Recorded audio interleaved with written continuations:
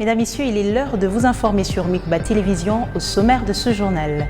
Le ministre de la Communication et Médias est revenu sur la détermination du gouvernement de voir la force de l'EAC quitter le sol congolais ce 8 décembre.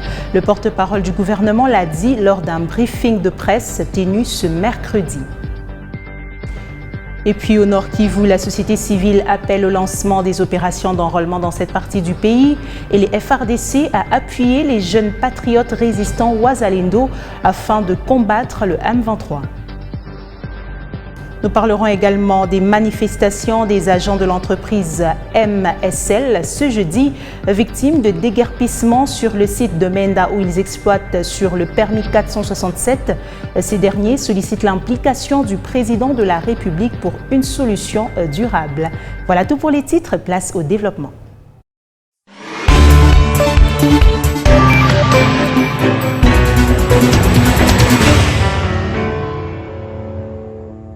Mesdames, Messieurs, vous êtes les bienvenus. Je vous l'ai annoncé, le gouvernement congolais ne jure que sur le départ de la force régionale de l'EAC à l'expiration du mandat le 8 décembre prochain. Lors d'un briefing de presse tenu ce mercredi, le ministre de la Communication et Médias a rassuré sur la détermination du gouvernement de voir la force de l'EAC quitter le sol congolais ce 8 décembre. Selon le porte-parole du gouvernement, il y a des faits qui démontrent que cette force régionale n'a enregistré aucun résultat probant qu'il fallait dans un temps convenu. La position du gouvernement est très claire. Nous voulons les départs à l'expiration de la prochaine séance le 8 décembre de la force régionale. Nous les voulons parce qu'il y a des faits qui démontrent que la force régionale n'a pas donné les résultats qu'il fallait dans un temps convenu. Vous vous souviendrez de l'ultimatum du 24 qui expirait du 24 septembre. C'était une réunion qui avait eu lieu en août entre les ministres de la Défense où ils avaient convenu qu'il s'est donné un mois pour nettoyer ou pour permettre l'ouverture de la route qui permettra d'aménager le site de Rumangabo et accueillir les précantonnements. Et de ces points de vue, blocus. Au moins 2 mois, le matériel est acheté, le matériel est cantonné, il n'y a pas eu de progrès. Et donc, lorsque, avec la sensibilité de notre opinion, lorsque cette opinion voit que cette force, elle est venue pour nous protéger, mais qu'elle n'arrive pas à donner les résultats qu'il faut, cette opinion, cette population s'énerve. Surtout qu'on a vu des comportements qui ont conduit au changement de la direction de cette force. Et donc, il faut nous assurer qu'à tout moment, nous écoutons notre opinion pour avoir une relation de confiance. Sinon, ceci risque de devenir un sujet de sécurité pour nous. Déjà, nous avons eu les événements malheureux de Goma, parce qu'on prévoyait de manifestations contre notamment la MONUSCO, qui s'est terminée malheureusement. Heureusement que vous avez suivi récemment qu'il y a eu un début de réparation à travers les condamnations de ceux qui ont été désignés comme responsables au terme d'un procès qui a été tenu en flagrance. Donc ici, il faut attirer l'attention des uns des autres. Que nous portons le message au plan diplomatique, il est hors des questions d'envisager une quelconque forme de violence contre la force régionale. La trajectoire de transformation de l'administration publique, réforme en cours, retraite, premiers résultats et perspectives étaient au centre d'un briefing conjoint. Dans son intervention mercredi, Jean-Pierre Liao a également présenté l'évolution du processus de la maîtrise des effectifs. Pour lui, avec tout ce qui se fait avec le nettoyage et l'identification, la fonction publique va compter à la longue plus au moins 750 000 fonctionnaires reconnus, tout en saluant l'apport de la numérisation. Jean-Pierre Liao a rappelé qu'au-delà des cadres normatifs, dans le cadre des réformes, un régime des sanctions sera également mis en place. Suivez.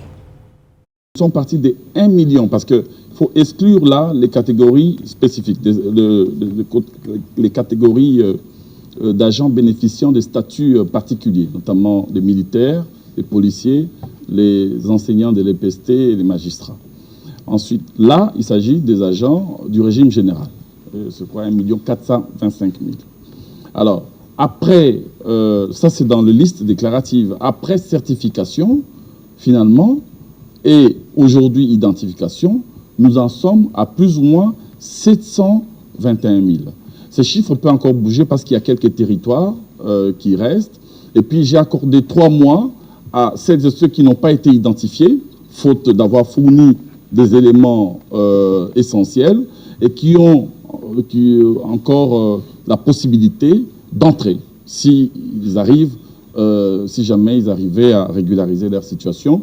Mais tout compte fait, nous n'allons pas dépasser 750 000. Vous voyez qu'avec la numérisation, avec l'identification biométrique, l'État a eu donc la possibilité d'avoir un fichier fiable qui va prochainement être globalement, comme je l'ai indiqué, budgétisé et éviter à ce que nous puissions avoir des cas irréguliers, éviter à ce que le fichier soit corrompu. Mais vous savez, on peut numériser, on peut utiliser la biométrie, mais il y a les comportements de l'homme qui comptent. C'est pour cela que nous avons renforcé les systèmes par les cadres normatifs pour renforcer notamment les sanctions contre des responsables qui vont s'amuser encore à tricher et à aligner des NU et autres sans autorisation des autorités, sans observance des règles telles que nous allons le... Et puis dans son communiqué de presse numéro 005/CENI/2023 relatif à la publication de la liste provisoire des électeurs par centre de vote, la centrale électorale a fait savoir que pour diverses raisons, la consultation des dites listes se fera auprès d'un agent appelé préposé au niveau de chaque antenne. Une décision prise en violation de la loi électorale, estiment certains analystes politiques. Plus de détails, c'est avec Oscar Kalambay. La publication de la liste provisoire des électeurs par centre de vote avec indication du bureau de vote est la résultante de l'article 6 de la loi électorale. Dans le communiqué de la CENI, plusieurs raisons sont avancées pour que cette règle soit dérogée. C'est en l'occurrence le risque de vandalisme des listes et des intempéries. Pour Sylvain Kantolomba, analyste politique, les activités de la CENI doivent se faire selon les prescrits légaux. D'où cet article ne peut faire exception. Ce communiqué vient une fois encore de plus jeter du trouble dans la lecture de la situation qui couvre le processus électoral. En disant qu'il n'y a plus d'espace, il y a les intempéries, mais ce sont des raisons de la rue. Je pense que la CENI doit se raviser et afficher les listes des électeurs. Aigle Henry, acteur politique proche du pouvoir, appuie l'option de la CENI, particulièrement la consultation des listes provisoires sur le site web. Je pense que nous devons nous habituer aussi à cette logique d'évolution technologique et accepter aussi l'innovation que nos institutions sont en train d'afficher. Sylvain Kantolomba invite par ailleurs la centrale électorale à éviter de créer une réticence dans le chef des acteurs. Elle n'a pas à inventer des mécanismes non prévus par la loi pour éviter d'éveiller des soupçons dans les chefs des acteurs concernés par le processus électoral. Aigle Henry estime que les Congolais exercent une pression sur la CENI. Manipuler les voix, c'est un peu difficile, mais en réalité, nous faisons pression à la CENI. Nous oublions que la CENI est censée prendre aussi son temps. Mais la CENI va refuser d'afficher comment? Parce que même le jour de vote, les statistiques commencent par le nombre de votants que vous attendez. Face aux critiques, dont celle de la mission d'observation de la CENCO et de l'ECC, le gouvernement encourage les parties prenantes à solliciter directement la centrale électorale pour obtenir les informations nécessaires plutôt que de porter des accusations infondées. Au Nord Kivu, après la libération totale du territoire de Massissi par les réservistes Wazalendo, la société civile appelle au lancement des opérations d'enrôlement dans cette partie de la République. Selon Placide Ndilamba, coordonnateur national adjoint du cadre de concertation de la société civile en RDC, pour parfaire les opérations militaires contre les terroristes du M23, il faut que les FRDC apportent leur appui à ces jeunes patriotes résistants Wazalendo. Suivez ici Placide Ndilamba, coordonnateur national adjoint de la société civile, dans cet extrait choisi pour vous par Patrick Essieloua. Opération en cours des jeunes Wazalendo contre la coalition M23 armée rwandaise. Le cadre de concertation nationale de la société civile, à travers son coordonnateur national adjoint, Placide Nzilamba, appelle les FARDC à soutenir sur terrain les actions de ces jeunes patriotes et non respecter un cessez-le-feu sans issue. Les FARDC devaient se déployer. Il n'y a plus raison de suivre un cessez-le-feu qui fait environ 2 ans sans résultat. C'est notre territoire qui est envahi et la première des choses, c'est d'aller libérer notre territoire. Il n'y a pas de conditions pour libérer le territoire national. Donc si les FARDC resteront sous les caprices de l'EAC ou des chefs d'État étrangers, nous considérerons que les FARDC obstinent la volonté du peuple congolais. Et nous allons les repousser par des actions de force pour qu'ils aillent là-bas. Parce que c'est notre territoire national qui est agressé, qui est envahi et qui doit être libéré. Et les jeunes se sont donnés volontaires pour aller libérer et que donc il faut des actions d'appui et de soutien à ces jeunes-là. Placide Nzilamba salue la libération totale du territoire de Massissi par ces jeunes patriotes, tout en souhaitant voir Rutshuru et Nyiragongo être aussi libérés et ainsi permettre l'enrôlement des électeurs dans ces entités. Tout Massissi est déjà libéré. Il y a plus d'M23 dans le territoire de Massissi. Maintenant, les étapes à suivre, c'est libérer certaines entités déjà dans Rutshuru. Je vois ceux qui sont à Marangara, par exemple, à Tongo, c'est déjà libéré. Il ne reste qu'à libérer tout Tongo. Donc, il y a beaucoup d'espace maintenant que les Wazalendo sont en train de libérer. Et nous pensons que ce vent-là va continuer rapidement pour que nos frères et sœurs de Massissi et Rutshuru s'enrôlent et qu'ils participent aux élections. Et les FARDC doivent apporter leur appui. À ce moment même, il faut maintenant commencer à penser reprise, retour des déplacés, et même reprise des activités, des cours, et même l'enrôlement. Selon nos sources en territoire de Rutshuru, suite à la pression des résistants patriotes Wazalendo, les hauts cadres de la coalition M23 armée rwandaise auraient commencé à déplacer leurs bureaux de Kiwanja et Rutshuru centre vers Bunagana et Tchanzu, comme qui dirait, la peur a changé de camp. De la République démocratique du Congo, le Haut Commissariat des Nations Unies pour les réfugiés, HCR, a procédé ce mercredi à la remise officielle des retournés volontaires d'Angola aux autorités du Kasaï central. Au total, 82 personnes ont été reçues à l'aéroport de Lungandu en provenance de l'Angola et remises aux autorités de la province. Plus de détails, c'est avec notre correspondant sur place, Soleil Ntumba Moufika. Il est 12h20 lorsque le vol humanitaire UNH a atterri à l'aéroport national de Lungandu, en provenance de l'Angola. Il transporte à son bord 82 rapatriés volontaires, dont 41 femmes et 41 hommes pour 21 ménages. Ils sont accueillis au pied d'avion par une forte délégation. Gouvernement HCR, une de rapatriés, ne retient pas ses émotions d'avoir regagné les sols de ses ancêtres.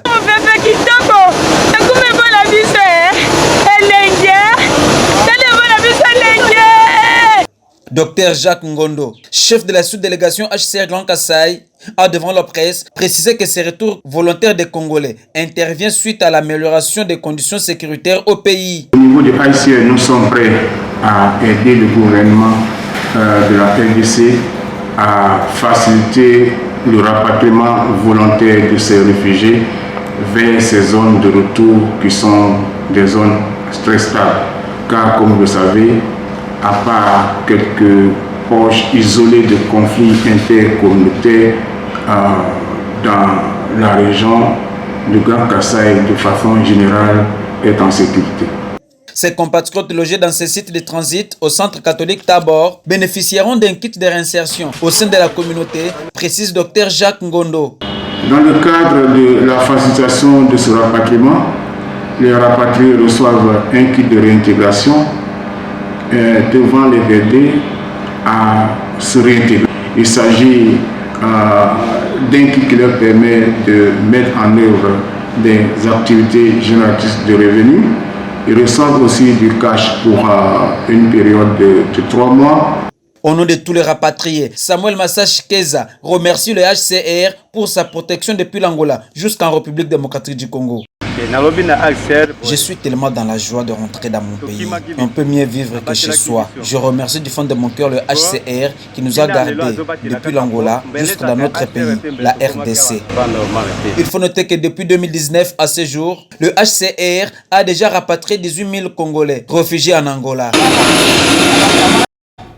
Et puis, au terme de son séjour à Kolwezi, chef-lieu de la province du Lualaba, Kapung Yav, ministre conseiller de l'ambassade de la RDC affectée en République sœur d'Égypte, est passé présenter ses civilités au premier citoyen de la ville, Jacques Massengo Kindélé, à l'issue de cet entretien. Ce diplomate s'est dit satisfait de l'hospitalité. Il a par ailleurs loué l'élan de développement amorcé par l'autorité urbaine, particulièrement dans le secteur des infrastructures, qui est le leitmotiv de l'autorité urbaine, tout en louant les initiatives mises en place dans l'intérêt de la population de Kolwezi. Un reportage. Poignée de main, sourire aux lèvres, voilà l'atmosphère qui s'est dégagée dans la matinée de ce jeudi 12 octobre 2023, à l'occasion d'un tête-à-tête entre les premiers citoyens de la ville, Maître Jacques Massengo Kindélé et Kapung Yav, ministre conseiller affecté à l'ambassade de la République démocratique du Congo en République sœur de l'Égypte. Au terme de son séjour dans la ville de Kolwezi, ces diplomates est venu présenter ses civilités aux premiers citoyens de la ville et lui faire part des motifs qui l'ont conduit dans la capitale mondiale du cobalt. À l'issue de l'audience, ces diplomates sortent sur une note de satisfaction. D'abord, des perspectives de Maître Jacques Massengo Kindélé et la ville propre, initiative de l'autorité urbaine. J'ai dit au maire tout à l'heure que je vois la ville est propre. Vraiment, ils sont en train d'abattre un grand travail. C'est très propre, j'essaie de citer. Et surtout, beaucoup d'artères sont asphaltées. Et Kolwezi s'est agrandi. Vraiment, je suis allé même du côté de 5 ans, on disait à l'époque Kanina ou quoi, traverser le lac là. Partout là c'est asphalté. Ensuite, sur la transformation de la ville de Kolwezi, spécifiquement dans les secteurs des infrastructures, où la mairie de Kolwezi, sous l'impulsion de Maître Jacques Massengo Kindélé, s'est activée à travailler d'arrache-pied à la satisfaction de la population. L'hôte de Maître Jacques Massengo Kindélé n'est pas resté indifférent. Je dis au maire, vraiment bravo. Donc les autorités sont en train d'abattre un grand travail. C'est très bien. L'élan des développements amorcé par Maître Jacques Massengo Kindélé marque un nouveau départ et touche toutes les couches de la population de Kolwezi.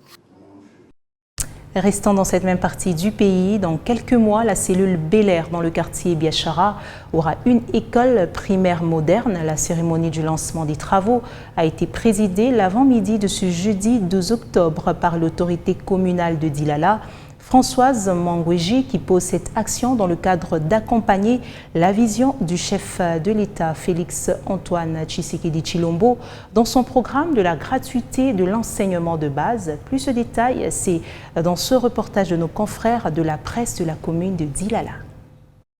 Il était 11 ans passés lorsque la première citoyenne de la commune de Dilala, Françoise Mangweji, est descendue de la cellule Bel Air 2 dans le quartier Biachara. Une foule en liesse l'a accueilli avec des chants de joie. Après quelques explications de l'entreprise à pied d'œuvre, Françoise Mangweji a officiellement lancé les go des travaux de construction de cette école en posant la première pierre.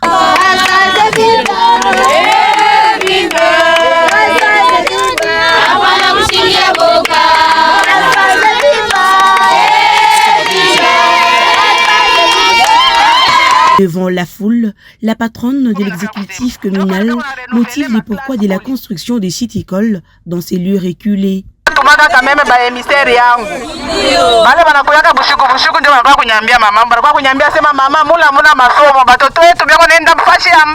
J'envoie mes émissaires ici qui viennent m'informer que nos enfants étudient dans une école lointaine. J'avais dit ceci, que les jours je foulerai mes pieds, je construirai une école.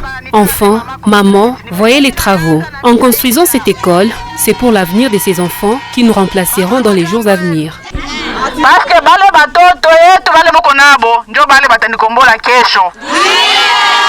L'ingénieur de l'entreprise qui exécute les travaux revient sur la nature des travaux.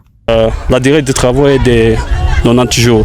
Mais normalement, on devrait faire 90 jours Bon, comme nous tendons vers les élections, on fera moins de 90 jours. Ça sera autour de 60 jours. C'est tout sur l'école. L'école primaire, de 6 salles de classe. Et quoi? 6 salles de classe, bureau administratif et le bloc sanitaire. Il y aura des clôtures, la barrière, des grillages comme ça. À noter que cette école sera la toute première répondant aux normes dans cette partie de la commune de Dilala. Et c'est là, grâce à Françoise Mangouji, qui travaille jour et nuit pour soutenir la vision du chef de l'État dans son volet gratuité de l'enseignement des bases. Et puis l'Institut supérieur des techniques appliquées de Kolwezi a procédé ce mardi à une double cérémonie de collation des grades académiques et de clôture de l'année académique 2022-2023 en présence des autorités administratives et politiques. Les autorités académiques ont présenté un bilan rayonnant. Grâce Kalong pour les détails. Plus de 300 lauréats ont été lancés sur le marché de l'emploi ce mardi par l'Institut supérieur des techniques appliquées ISTA Kolwezi en sigle. Cette double cérémonie de collation de grades académiques et clôture de l'année académique 2022-2023 a vécu en présence des autorités provinciales. Tout d'abord, un rapport détaillé de l'année académique 2022-2023 a été présenté. Un jour de travail de 340 étudiants qui seront diplômés ce jour, soit 288 au premier cycle et 52 au second cycle. L'ISTA Kolwezi offre des formations académiques dans les filières ci-après: chimie et métallurgie appliquée, électricité industrielle, électromécanique, électronique industrielle, géologie et mines, informatique industrielle. Ensuite, le rapport dans le secteur de la recherche scientifique a été lu par le professeur John Chumba. Puis, le directeur général de cet alma mater a appelé ses finalistes à la prise de conscience dans leur vie active. De contentement, de satisfaction qui nous rassemble tous pour dire ma gratitude, qui est aussi celle des membres du comité de gestion de l'Institut supérieur de techniques appliquées, à son Excellence, Monsieur le Président de la République, Félix Antoine Tshisekedi Tshilombo, pour sa ferme détermination, en tant que garant de la bonne marche de la vie nationale, qui a veillé personnellement à ce que l'année académique aboutisse. Prenez alors soin de mettre le principe de la déontologie et l'éthique d'ingénieur, couplé aux questions de la citoyenneté, responsable dans les carcoins afin de porter au loin l'étendard de l'ISTA Kolwezi. Ainsi, avec toute la bénédiction céleste de vos encadreurs, victueuse carrière à vous tous. Que vive la cohorte de finalistes ISTA Kolwezi 2023. Deoda Kapenda Wakapenda, ministre provincial de l'Intérieur représentant la gouverneure intérimaire empêchée, a déclaré close l'année académique 2022-2023. Au nom de son Excellence Madame Fifi Masuka, gouverneure de la province de Lualaba, que je déclare close l'année académique 2022-2023 de l'Institut supérieur des techniques appliquées. Félicitations à vous. C'est à travers quelques pas de danse et sourires aux lèvres, signes qui traduisent la joie de ces lauréats après une dure période d'endurance, que la remise des diplômes a été faite par les autorités de cette institution d'enseignement supérieur. Autre chose dans l'actualité en province, ils étaient mobilisés comme un seul homme pour revendiquer leurs droits. Les agents de l'entreprise MSL sont montés au créneau dans la matinée de ce jeudi en barricadant la route principale qui mène vers le site de Menda où ils exploitent sur le permis 467. Ces derniers sollicitent l'implication du président de la République pour une solution durable. Olivier Kavound.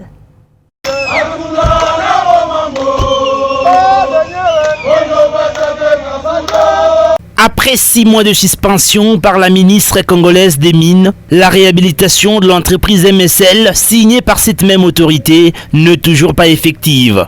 Un groupe de Libanais occupe la concession d'une manière illégale, soutenu par un membre de la famille présidentielle, selon certaines sources.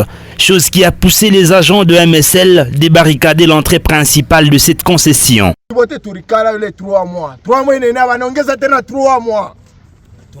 tuna respecté. Après l'État ana tu restitué droit yetu ya kutumika mu central. Tous les documents mu central yeye. Iko hapa document mu central. Yeye Ismaël Tshisekedi akwa kutuonesha ke papier yake alifanya boss mining mu central. Hivi tuko hapa ni famille munene sana. Tubakie mu chômage. Bon, iaje yangu. MSL inatupasha. Iaje yangu tuko nayo. Tenda kwa njika demandi wapi njuba ni bebe tena. C'est pour cela mimi napenda justice ifanyike. Droit yetu irurie. Nous demandons au chef de l'État de s'impliquer, lui qui est le garant du bon fonctionnement des institutions, de s'impliquer personnellement pour que la justice soit faite. L'esprit du code minier veut que tout chargement d'un ou plusieurs camions soit conditionné par un document de la division des mines. Mais ici, plus de 500 camions sortent de cette concession par jour, curieusement sans la présence d'un inspecteur de la division des mines, ni non plus de documents officiels. Nous sommes surpris, nous avons vu certains individus s'identifiant au nom de la famille présidentielle. Ils sont venus avec les hommes armés FARDC, nous intimider, accompagnés avec leurs partenaires libanais. Ils n'ont pas de documents à brandir, puisque normalement, ils ont quelque chose, soi-disant, une coopérative minière. Selon le code minier, une coopérative ne peut pas œuvrer sur les sites qui a un droit minier, soit qu'on appelle les permis d'exploitation. Plus de 300 employés de cette entreprise qui travaillent sur le permis d'exploitation 467 reconnu par l'État congolais sont tous dehors. Selon les dires de ces agents, un membre de la famille présidentielle au nom de Thierry Tshisekedi serait l'auteur de ce déguerpissement forcé de l'entreprise MSL qui détient tous les documents pour fonctionner.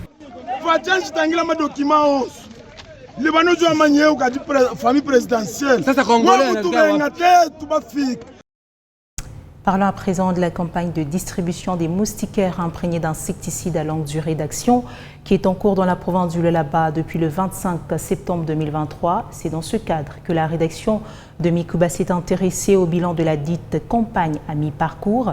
Interrogé à ce sujet, le docteur Fabrice Capinde, assistant technique au programme national de lutte contre le paludisme, rassure qu'à ce jour, la campagne a couvert les ménages concernés pour la première phase à 95%. Regardez.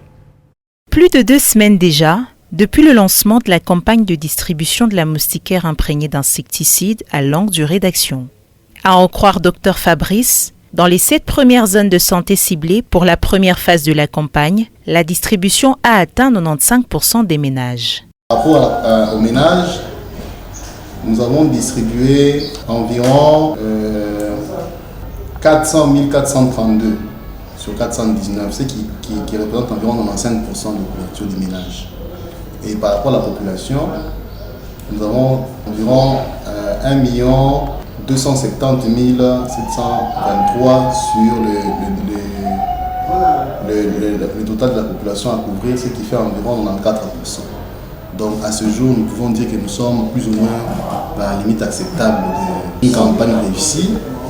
Selon cet assistant technique au PNLP, les ruptures de stock des moustiquaires ainsi que l'absence des responsables des familles au passage des relais communautaires constituent les défis majeurs de cette campagne dans sa première phase. Nous avons noté quelques cas de rupture dans 4 zones de santé. Et parmi ces zones-là, nous avons la zone de santé de Fungurume, il y a des zones de santé qui manquaient, la zone de santé de Lualaba, surtout le quartier de Moussonkola.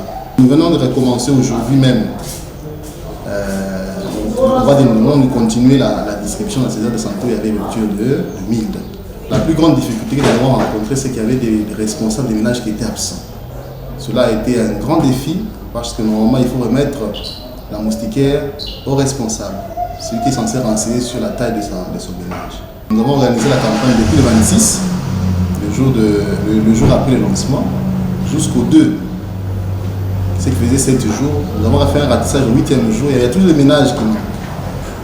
Mais nous sommes à pied d'œuvre. La deuxième phase de la campagne ira du 22 au 29 novembre 2023 dans les zones de santé de Muchacha, Kassaji, Sandoa, Dilolo, Kapanga, Kalamba et Kafankumba.